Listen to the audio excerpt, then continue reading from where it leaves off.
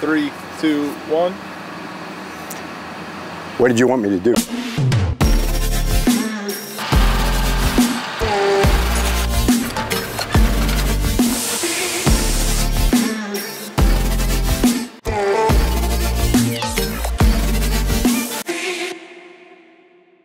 Hey guys, I'm standing on our home farm here in Pennsylvania where we started a awesome project probably about a week ago or so. We're doing a 47-acre cut, mixture between a Shelterwood cut and an improvement cut. You know, the improvement cut, we're actually standing in it right now. We came in here and took some of our bigger, unwanted trees. There's tons of hemlock stumps here that were blocking out tons of sunlight, because the whole purpose of this stand improvement was to come in here, target some of our maples, a lot of our oak trees that didn't have the space or the sunlight to be able to grow. They have super small crowns, so with this sunlight being able to hit them now, those crowns are going to expand, and we're going to have a ton more mass production for our deer with this improvement cut over the next couple of years. Now we're going to get back in the buggy here and cruise down the road and check out some of the areas that are cut a little bit heavier, and I specifically said the Shelterwood cut. We'll check that out, and I can hear those guys working down there, so we'll watch them cut some trees down and get a feel for at least how much of this project's done and how much they have to go, but we're excited.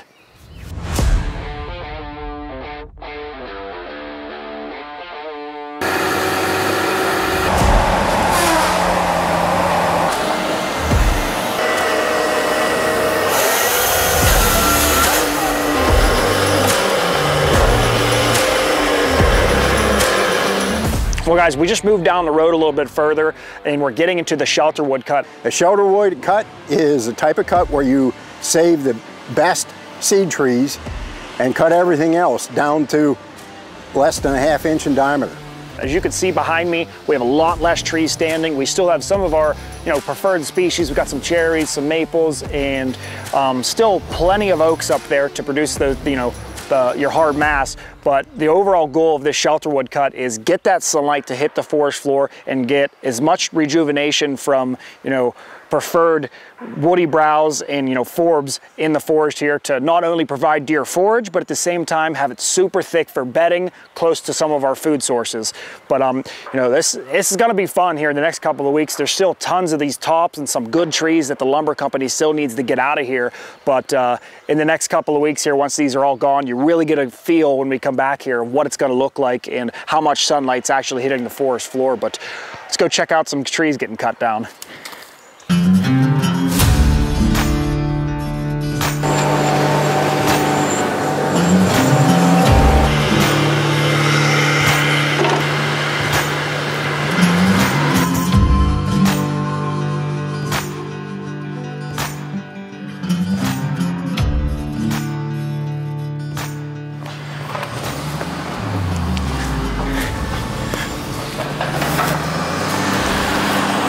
Well guys, this is the third thing we wanted to really show you guys today. I'm standing on the edge of an 8-year-old clear cut that we did.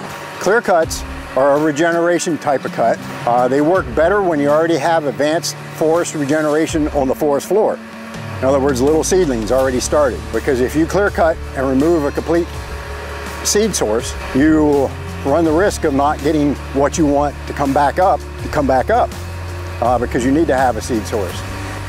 But when you're dealing with species such as oak, acorns are only viable for one growing season. When they drop in the fall, they gotta germinate that spring and grow or they're done.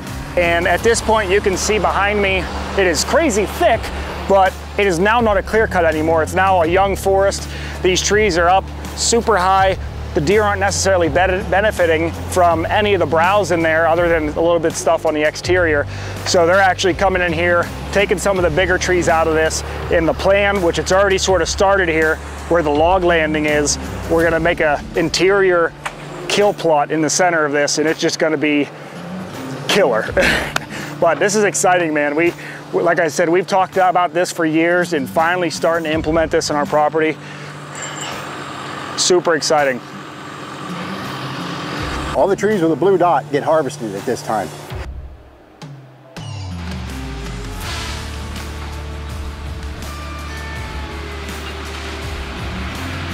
Well guys, you can see here's a huge stack of hemlocks that they took out of some of that Shelterwood and the improvement cut.